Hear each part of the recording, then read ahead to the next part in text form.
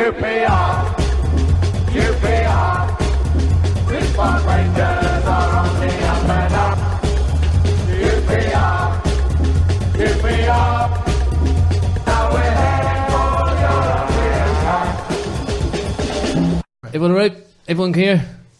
Right. Hello, good evening, and welcome to another edition of Open All Hours, the QPR podcast. We won on Saturday. Everyone, relax, breathe, and wait until tomorrow for more dreams. Anyway, first of all, you can find us on Twitter, on the usual places, and Facebook. You know all that crack.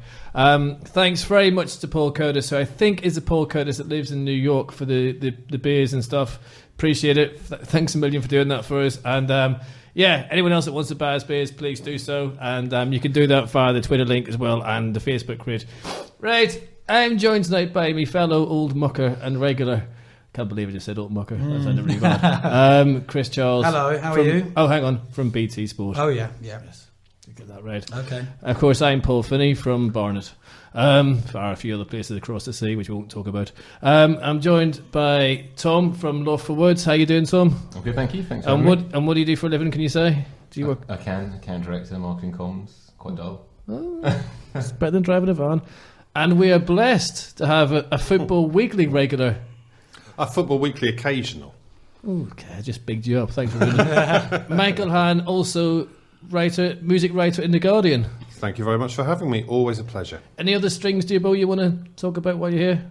Well, I'm actually leaving The Guardian at the end of next month after 16 years. So if anyone out there wants to pay me large sums of money to write things, I am available. I would offer the same, but you wouldn't want my ramblings of dyslexia mania. Oh, really? So that's a big shift. It is a big shift, but the time has come. There are many reasons we don't really need to go into here, but it is of my own free will, I need to say. Oh. But I've got some ideas for books. I've got some things I want to do, and but really, we all know I'm just going to lie on the sofa watching sport all day. Yeah, well, you look after your figure, mate. Don't be going sitting, but kind of turning into a couch potato. Right, on Saturday we won, and we won well. And not only won well, we actually bossed the game, the truth be told. And I personally think that I'm not getting carried away by one result, but I'm getting carried away. I think that's it. We're going to win the league, and next season win the league properly. Champions League, the works. We're going places now. What do we think? One win? Can we dare to dream? Are we safe? I think we're probably just about safe. I think there are worse teams below us, but I wouldn't get carried away by one win. A lot of people got carried away after the first day of the season when we beat Leeds 3-0 and beat them comfortably, beat them out of sight. Although Leeds were a terrible team that day, the one day this season they have been a genuinely terrible team. And Birmingham, from what I can tell, I wasn't there, but from what I can tell, Birmingham appeared to be a genuinely terrible team as well on Saturday. I was there, they were awful. But you still got to beat them, and they missed some absolute rotten sitters as well.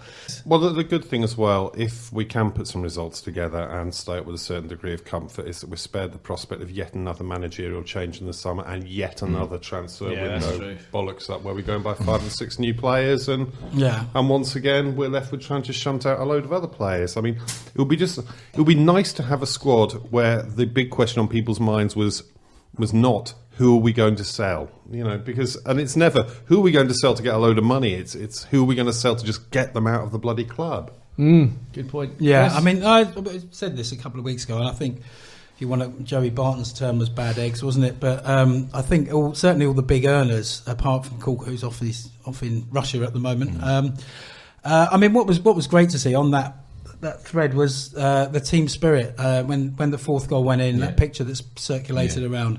Everyone to a man is happy, they're smiling, they're glad to be there.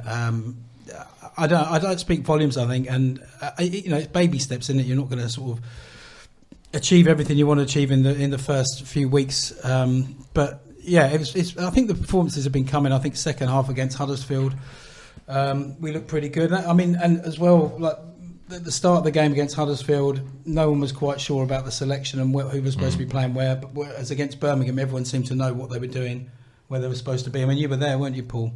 I was indeed. I was there with my daughter, sober. Your daughter was sober. Yeah, that made a change. No, she needs a drink to go out with him. No, yeah, exactly. I have still not seen Freeman or Smith because I was away for the Huddersfield game, didn't make it to Birmingham on Saturday, and I'm not going to see him tomorrow night because I've got to take my daughter out. So Tell me what is good about Smith and Freeman from someone who hasn't yet seen them. Smith wins everything in the air, and you can see that he's going to supply a lot of goals once him and Conor seem to be linking up really well. Freeman is just someone who loves to run with the football, which we haven't seen for... Reminds me a lot of Lee Cook, actually. No nonsense, will run with it, smart, intelligent passing, and defenders are scared of him. Do you think that Freeman is going to mean that Shadipo's not going to get near the first team for the rest of the season? Well, he's out on loan, isn't he? Oh, is he? Yeah. I've missed that. So, I think, because I was a bit surprised by that. I quite like Shadipo. He's quite raw, but Holloway's obviously decided he needs to go and get a bit of experience somewhere else. And to be fair, it seems to have worked for Darnell Furlong, which again was another one. I was like, well, does he really need to go on loan again? And it was nice to see him back in the team. I wasn't there, unfortunately, either. Not often. I wish I was in Birmingham instead of London, but Saturday was one of those days. And but by all accounts, he had a very tidy game, probably his best game since he's come back for us. He was very composed. Yeah, but that comes by having players in front of him that he knows will. Well, he and Jolek seem to link up very well together. I mean, we first saw it in the Reading game, didn't we? But they seem to make a really good pairing on the wing, those two. So, Tom, where do you normally sit in the ground then? I've got a season ticket at the back of PU. So right in the corner. All right, and how do you think things have gone since Ian arrived? Broadly speaking, well, I think we're in a better position than we were when he took over in terms of, as you just leading to the squad, looking a bit stronger. The way we're playing, looking a little bit more coherent. I don't think everything he's done has been spot on. I think it's taken a little while to find the team and the setup that works. I still think haven't quite solved the home performances and how we should set up at home versus away when teams invite us to have the ball and come on at us. But I think broadly speaking, it's going in the right direction. Well, I've got some stats here. I mean, people will go banging on about possession being 9/10 the law, etc., etc. But against Birmingham, we had 38% possession. Against Fulham, when we gave a good account of ourselves, we had 25%. And against Reading, when we won quite comfortably, even though it was 1-0, we had 28%, which I think tells its own story, really. And I said last week that I think at the moment we're better set up to play away than we are at home. And again, there's more stats about that. Just Jack Supple on Twitter said QPR have won as many away league games this season, 6 as they did in the previous 2 campaigns combined. And I looked up at the home. There's a home and away championship table you can look up online. In the home one, we're in the bottom 3. I think 4 points from safety. In the away one, we're 10th, 2 points off the playoffs. So, well, the interesting thing about QPR's away play and the way that we're counter-attacking is that for 4 or 5 years, that's been the single thing that QPR could never do. I mean, good teams break at speed and in numbers. What QPR were doing under Redknapp, under Hughes, under Chris Ramsey, under Hasselbank was attacking 1 or 2 slowly, which meant we never posed any sort of threat. yeah. We have Mr. Conor Washington on the phone. Conor, thank you so much for joining us. That goal on Saturday wasn't bad. Did you enjoy that? Yeah, it was a nice one. Obviously meant a lot to me and a lot to the team more than anything. We needed to get that second goal to sort of kill the game off at 1-0. It's always really dangerous in the Championship. So, yeah, the second goal was really important. And as a striker, it's important just to keep scoring, to be honest. You've gone from, I think if my facts are right here, 3 goals in 25 to 3 in 5, which as we all know should have been 4 in 5. So what's the secret? What's changed in that intervening period?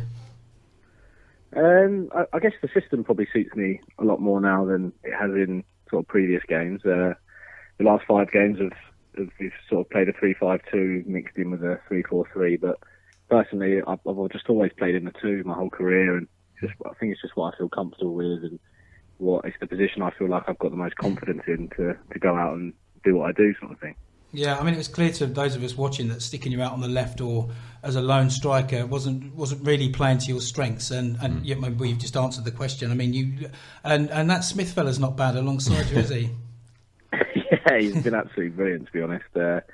It has been really enjoyable playing with him so far, and we sort of haven't even begun to strike up a relationship yet. So I think when things do start to click and we're a bit more vocal with each other on the pitch, it could be a really formidable partnership. Brilliant. Do you think, Conor, that when you joined the club, you were played in odd positions out on the left and as a lone striker, and you were also making the step up a division.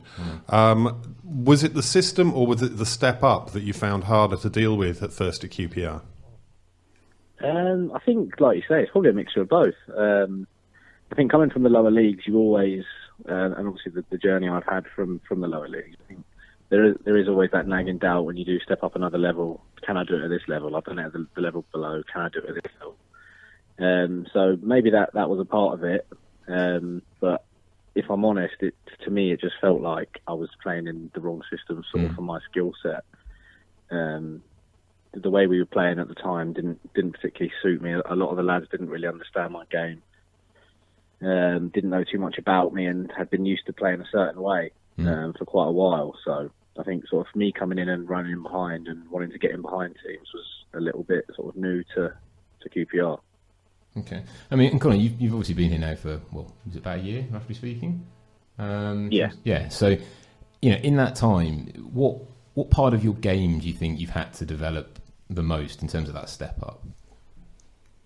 I think awareness is probably the biggest thing, if I'm honest. Just sort of adjusting to the pace of the game. It is a lot quicker than League One. You don't get as much time. So if you are going to get shots off, you need to be aware where the defenders are, where your next pass is, where your next movement is, and I think it's something that's definitely coming. I have conversations with the gaffer and Les Ferdinand regularly about it, and it's something that it's an ongoing process, and I think you don't really ever stop learning. So I'm keen to do that and keen to improve my game sort of any way I can. So. Right, Conor, as you can hear from my accent, I'm Welsh. No, seriously. The Euros, I went out for 3 of the games and with my mate, and it was the best time. Was that kind of a good time, but a wee bit frustrating as well because you weren't a QPR regular at the time as well, but and going out to a major championship like that? And what was that experience like? Did it play against the best in Europe? Yeah, it was just incredibly surreal, if I'm honest. Like, looking back now, it doesn't actually seem real. Sort of total dreamland from the minute I got in the squad. It was unbelievable. The 6 weeks we had out there were great, and just really enjoyed it, playing against the best. The Germans were a bit good, weren't they? Yeah, too good, to be honest.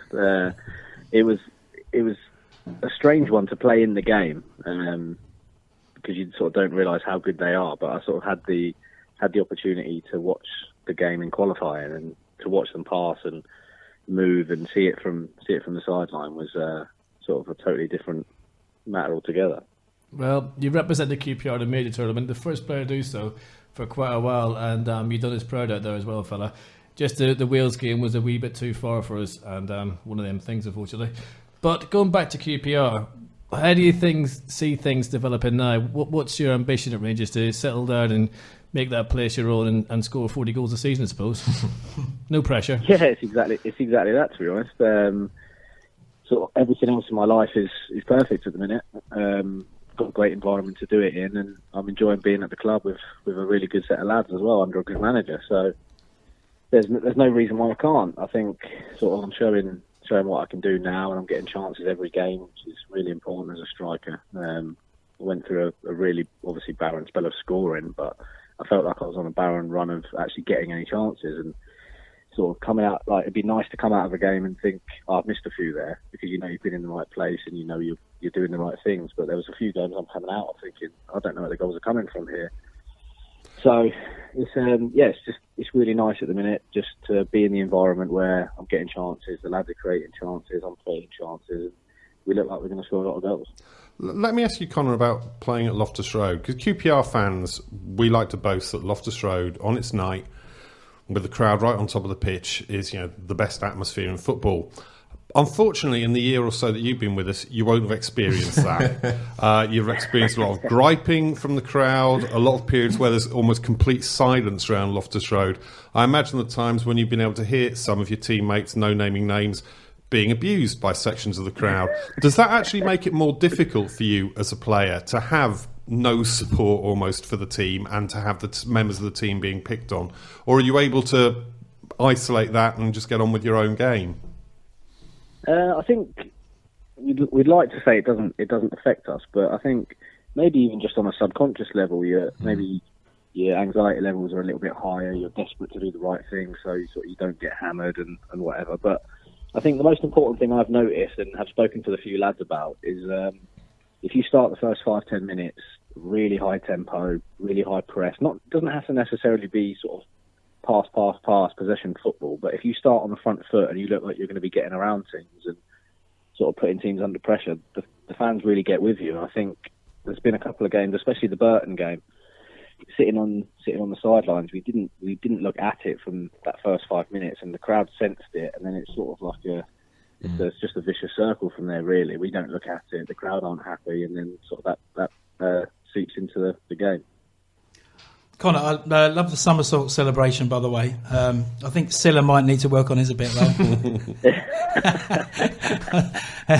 Perhaps give him a few tips in training. But, I mean, on that note, the team spirit, the photograph that's been circulating, we were talking about this earlier, looks fantastic. I mean, if ever a picture spoke 1,000 words, it was when Yenny scored that fantastic free kick and you all mobbed him. And that picture is just sheer joy, everyone happy to be there. Is that what it's like? Are you all pulling for each other? Yeah, definitely. Yeah, I think you guys could probably see that from the performances, to be honest, in sort of recent weeks, that everyone's probably running a little bit further, everyone's doing a little bit more. Maybe not out of sort of consciously, but everyone, like you say, is pulling in the right direction. I think that's down to the gaffer, to be honest.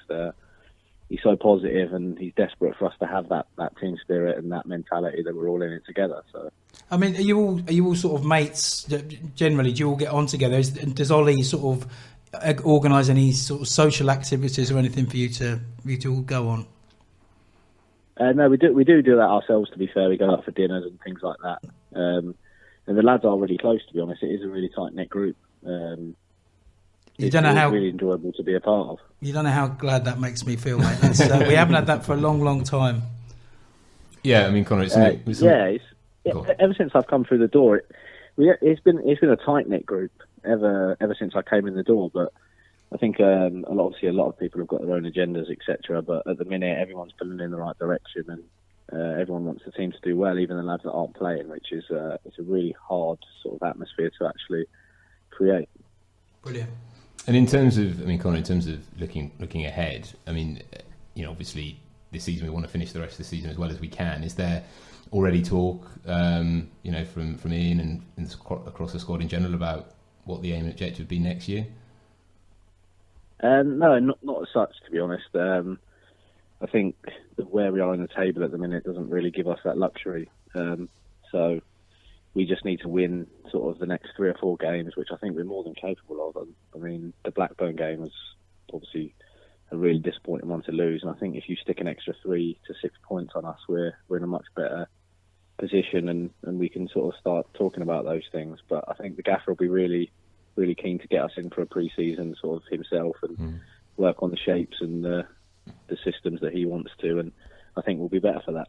On that front with Ollie, I mean, we've obviously as fans enjoyed his previous reign immensely and had a fair amount of success under him, but he does seem quite a different manager tactically from when he was last with QPR. In terms of other managers you worked on, is he quite tactical, in terms of the shape and formations and way we're playing? Yeah, he is, to be fair. He really wants us to be able to play 3 or 4 systems, which is something I think that obviously through his analysis and things like that he's done over the past few years, that he's seen this sort of necessary for a championship team now. The need to be able to play 2 or 3 different systems to suit different games, different oppositions, etc. But more often than not, he wants us to focus on ourselves and play our own game and sort of nullifying any threats from the other team. Sort of, it comes secondary into that game plan. Is it strange for the players, Conor, having a management team, Ollie and Birch, who are kind of dyed-in-the-wool QPR now?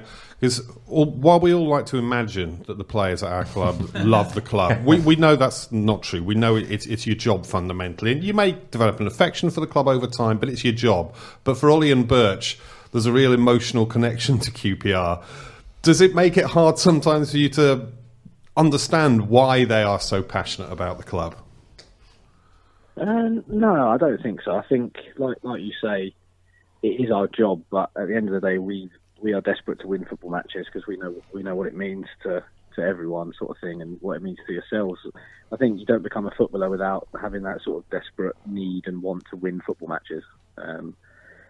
So I think we sort of have the same passion, maybe obviously from a different perspective, but we're all, like I said earlier, we're all pulling in the same direction, and Birch and the gaffer's passion just sort of add to that. I think what you need to do as well, a wee bit of advice, is sit Mark down and ask him about his Jerry Taggart story. And Really? and then go and ask Jerry about it when Northern Ireland, because his story is, he told it in the podcast and it was hilarious. It really is one of the funniest things, the whole Holloway thing and everything from start to finish. In fact, you should get them both to tell it in front of the whole team. It is flipping brilliant. So when you get a chance, That's a few good stories, to be fair. Oh, I bet he has. Yeah. How have you found him actually as a person and his enthusiasm? Because he must be like we know we've interviewed him on the podcast. He's like a million miles an hour, isn't he? Yeah, he's. If I'm honest, he has been really good for me since he came in the door.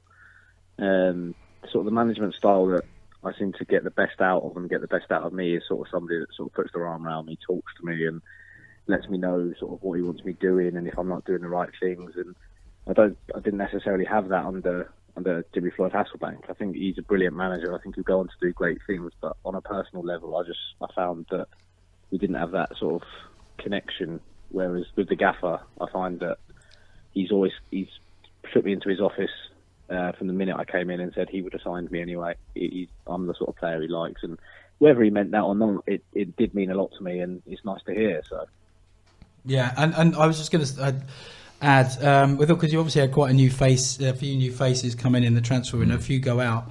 How are the lads settling in? I mean, it seems like, some of them have been there forever. Yeah. They slotted straight in.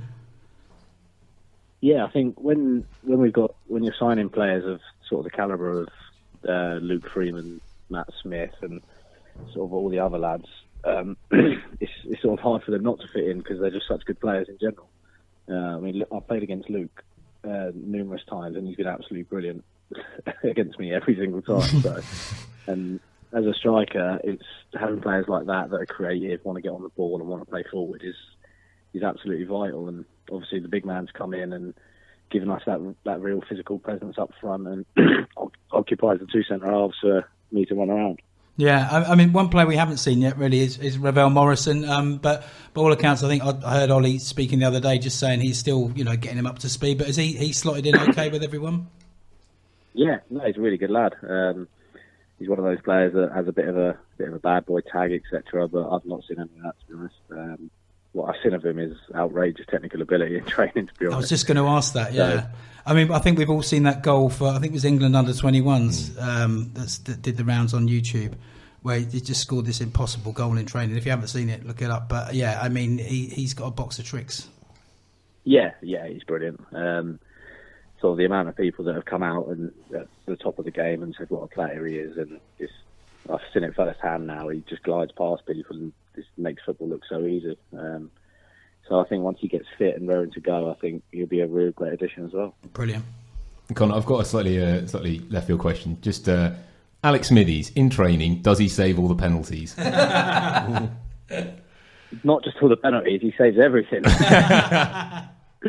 We have a good laugh actually, me and Al, in shooting drills, etc. He's absolutely brilliant, and he just playing against players like him and Matt Ingram as well, and even the young lads. Since where I've come from, just makes you a better finisher because you have to be on your game to sort of get any goals past them. Conor, one of the players who's had stick from QPR fans, not from around this table, is Neda Manua. Tell us what he brings to the team as captain. There are a lot of us who defend him, but equally there are a lot of people who just think he's not a natural skipper. Now, obviously, I realise you're not going to go into a podcast and say, no, he shouldn't be skipper, let's get rid of him.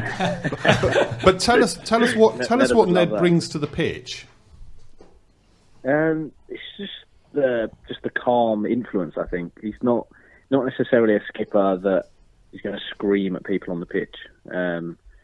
A lot of the work he does is off the pitch as a skipper. I think he's actually, obviously, it's easy for me to say it here on the podcast, but he's the best skipper I've had as a professional. And on the pitch, I think he leads by example. He's strong in the tackle. He's always calm, composed, and he has little chats with everybody in the game. I think we hear a lot that the fans don't think he speaks.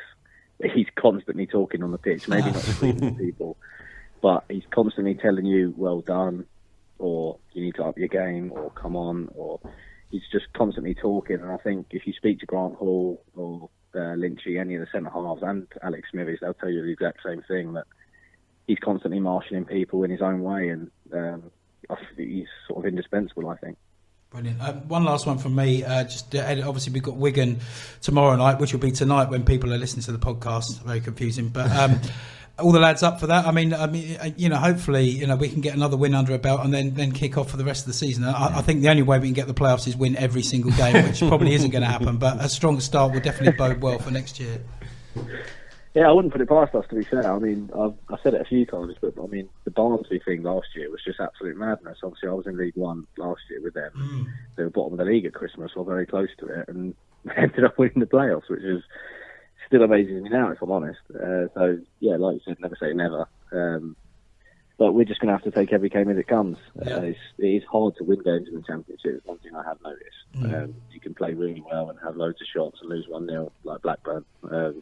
Sort of absolute killer. Yeah. But yeah, I think it is really important for us to put in some really good performances at home, show the fans what we can do, and I think that's something we haven't really done over the recent weeks. All of our good performances have come away from home, so it'd be nice to give the home fans something to cheer about. Definitely. All I'm asking for, Conor, is a good World Cup campaign, really. And when you score your hat-trick tomorrow night, if someone could celebrate in front of G-Block, because we're always ignored at G-Block. No one ever celebrates in front of us. We feel like lost souls sometimes. We watch it all and we go there every week and no one celebrates with us. So when you score your hat-trick tomorrow night, just give G-Block a wee wave. That would be great.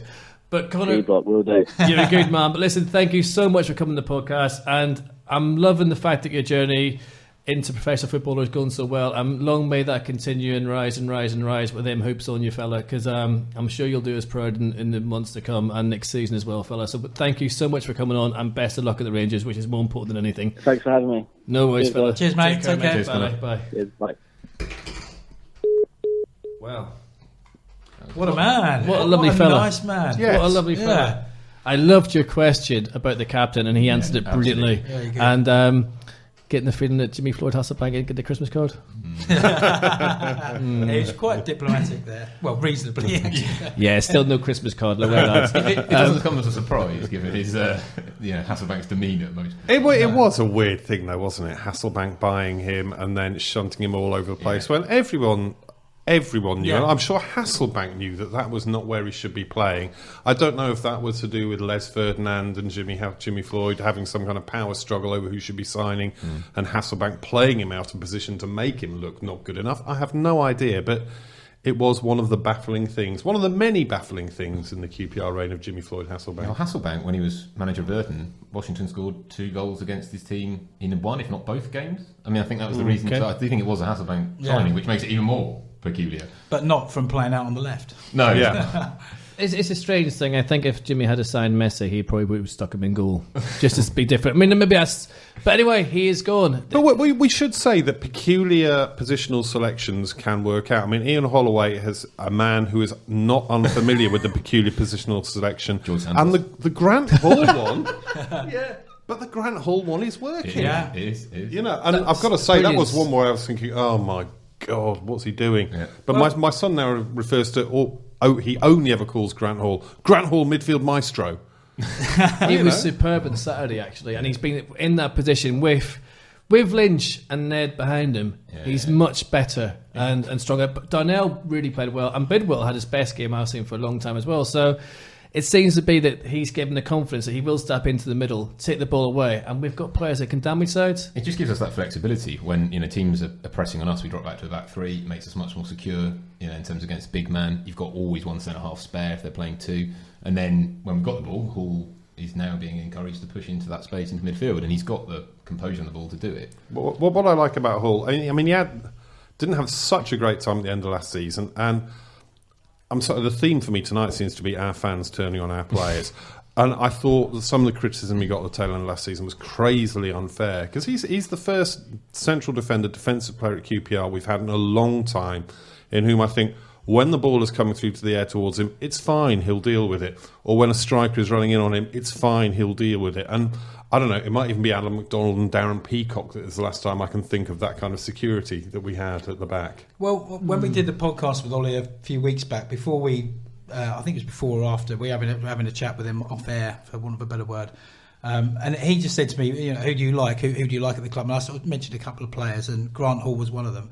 And he said, do you know, I've been thinking of playing him in midfield. And I thought he was bonkers. I thought, well, he's surely not going to do that. And I went along with it, said, oh, right, yeah. But amazingly, nurse. Yeah, exactly. But he also went on record, as if I remember right now, I don't know, because my memory is not what it used to be, sadly, of really being excited by Conor Washington and saying that, you know, he was a natural finisher. He was, and you can hear from what Conor said that it's working. I think that's what Holloway will do. How long he does it for, whether it's 1 year, 2 seasons, whatever, but he will make players stand 10 feet tall sometimes, and that's what we need. Whereas with Jimmy, I don't think he was able to do that so much. The other good thing about Ollie in recent weeks has been the way, I mean, when he first came back, some of the things he was saying seemed a bit needlessly divisive. You know, some of his remarks about foreign players.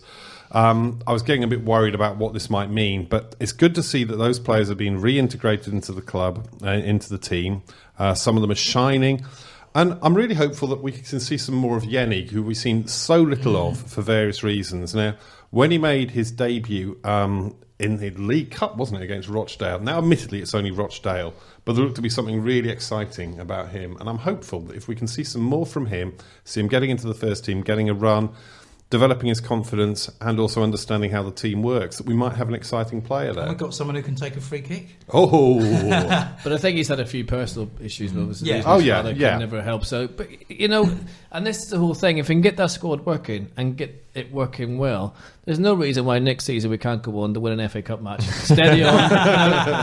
Yeah, let's not get ahead of ourselves. We've only won one game. Right, we're going to have to wrap this up pretty sharply. Yeah. So we're going to do ours ends and then predictions in the same phase. So I'm going to start. Should I start with you, Chris? Because you seem quite keen. By all means, yeah. I'm not getting my coat on this time as I was last week. You were a bit quick out the door, weren't you? I was, yeah. Children, mate. That's yeah. I thought we were around. Right. I'll make no comment on that, Paul. Yeah. So I mean, just a quick reminder about the Tiger Feet 8, the walk to raise money for QPR's team for kids with Down syndrome is taking place ahead of the Rotherham game. Again, just the date escapes me, but yeah, if you Google Tiger Feet, you'll find the fundraising page, which is Virgin Giving or something like that. So if you'd like to pop a few quid, that's great. And the other thing was on Saturday or Sunday, Lincoln equalled our record for the non-league club, reaching the FA Cup quarters. We did it in 1914 when you were just a slip of a lad, Finney. That's 1-1. Yeah. Yeah, I mean, it feels like 1914 since we last won an FA Cup game. I know, but I just wondered. I just wondered, just to myself, back then, what the reaction would have been. Whether it would have been national press about it. Whether it would have been more of a frenzy. Or... To be fair, there were only 2 divisions in the league then. Yeah, I suppose. And the quarterfinals was, I think, just the 4th round. Right. Okay. So good knowledge. Oh yes. Yeah. So it wasn't quite as convoluted a procedure, I think, and quite so remarkable. Did we also beat the wonderfully named Crouch End Vampires in that run as well? I think we did. Staying with the early 20th century, I mean, 1908, we played in the first Charity Shield final, didn't we, against Man United? Yep. And I can never work out why was that? Do you know, Paul? Jesus. Ask him. No. I don't. Yeah. We drew 0-0, I think, and then lost 4-0 in the replay. But I'm just puzzled as to what. You threw that one on me, didn't you? Yeah. You lot always make it sound like QPR never win silverware. QPR won the Dry World Cup this year or this season. Remember? And we will beating Watford in the competition for teams who wore Dry World kit. And I've got a feeling that will not happen again for some reason. No. But if you just ignore the word dry, we are World Cup winners. Nice. Yeah, well, there you go. Right, Michael, on to you for your hours then. Oh, sorry, Michael, didn't do prediction. Well, you got to do Preston as well, quickly. Wigan and Preston. Okay, well, I thought we'd beat Birmingham, but I said we'd lose 1-0, and that seemed to work. So I think we'll lose both 1-0, and hope we don't. Jeez, I like it. Reverse psychology from Mr. Charles. Well, my single amusing sum-up thing I've just given away, which was the fact that the FA Cup had a quarter-final at the fourth round, and there are only 2 divisions in the league. So I will go straight on to the predictions. Done, Chris. Wigan, we are going to beat 2-1. Preston, it's going to be a 1-1 draw. Excellent. And thank you for coming in, by the way, Michael. It's a pleasure. And Tom, and what is your surname, Tom? Sorry. Hunter. And you're Hunter Hooper on LoftforWords. I am, yeah. Because I feel really... My middle name's Tom, by the way. Excellent. Thanks for that. You're welcome. Anyway, what would you like to add to this evening's Ours End? In terms of Ours End, I think there's an interesting stat related to the FA Cup that next year, if we fail to get past the third round again, and Plymouth do, we will become the team with the most third round knockouts or earlier in post-war history of the FA Cup, which means we're best at something. Yeah. Every record's something. But I do think there is a genuinely, Conor referenced it, and the thing I most want to reference is I think the role the fans have got to play at the minute in the direction the club's going in. It sounds like there's a great team spirit. We've got a manager that most people like. We've got people that care about the club in Les Ferdinand, Andy Sinton, Paul Furlong, Mark Birch, and loads of people around the club that are QPR. And yeah, we're not brilliant at the minute, but we're going to be supporting this club for 20, 30, 40, 50, 60, 70 years for some people. It's a long, long time, and it's not all about the next game. It's about the next 3-5 years. And I think if everyone can get behind what's happening at the minute, both in the ground and outside, I think everyone would enjoy being a QPR fan a bit more. Hear, hear. That was very profound. Yeah. Well You're not on again, ever. We can't have someone coming in here talking sense. That's ridiculous. No, and your predictions, please. We've got to win at home sooner or later, so I'm going to say we're going to beat Wigan, and I'm going to go the draw against Preston. They're a difficult bunch, physical bunch to play against. Fair enough. Right. My Ours End, I haven't even thought of, so I'm going to do this on the hoof as usual. What have you got? Your usual 3 or 4, or are you just going to have one this time? And Chris Charles this evening has morphed into David Fraser. Thank you for coming along, David. At some point. No, I'm just going to do the one, and that is.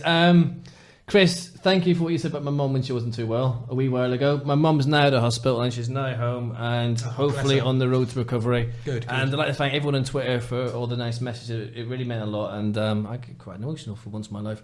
So thank you all for that, and hopefully she'll be fine. But my other Ours End was, isn't it strange when your daughter makes you watch QPR sober? I mean, I didn't think you could watch QPR. No, seriously, I didn't think you could watch Rangers sober, but you can do it. So every one of you out there who thinks you can't do it, you can go to away match, you can watch us sober, and we win 4-1. Has your daughter been talking to my daughter? Because every home game, I meet Ted in the Blue and White Club, and if I have one pint, she's, you're not having any more, you'll be drunk. That's it, I'm only allowed one. She knows you well. And also, by the way, you're into your stats. Dennis Bailey on the pitch at half-time on Saturday, and we win 4-1 again. Coincidence? I think not. my predictions, as I'm asking myself, I feel like I'm asking myself as a third man, which I always hate people doing in interviews and things, is that we will beat Preston 3-1 tomorrow.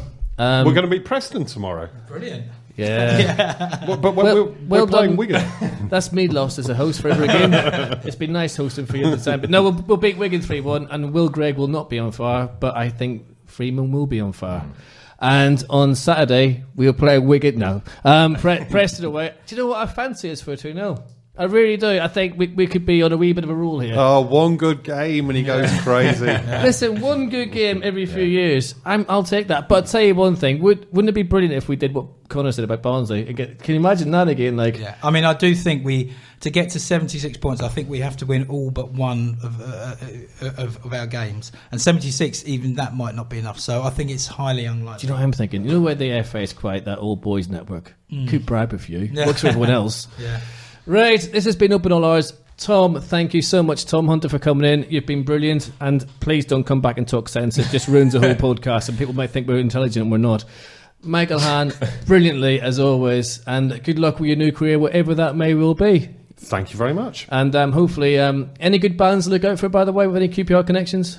Not with any QPR connections, as far as I know. What's the next big thing, then? What's a group I really like at the moment? They're called HMLTD, short for Happy Meal Limited, who are at the Venn diagram intersection of absolutely terrible and completely amazing, which is often the most exciting place for music. All they need is some songs. I know that sounds like a stupid thing to say, that you probably generally listen to bands for songs, but go and see them live. They're playing at the 100 Club at the start of March. It's like 5 David Bowies from 1972 at the front of the stage, running through every kind of underground music style of the last 40 years, often all in the same song, and they are breathlessly exciting. And when they learn to write songs, they will be truly amazing, rather than at the interface of amazing and terrible. Wow.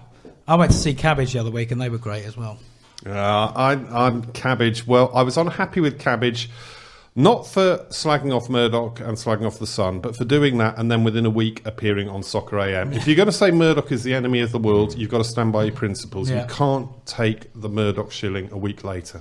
And this has been Open All Eyes. Thank you very much. And Rupert, please don't sue us. We don't like you anyway. Good night, everyone. Thank you. And come on, you Oz. UPR, UPR, Response Rangers.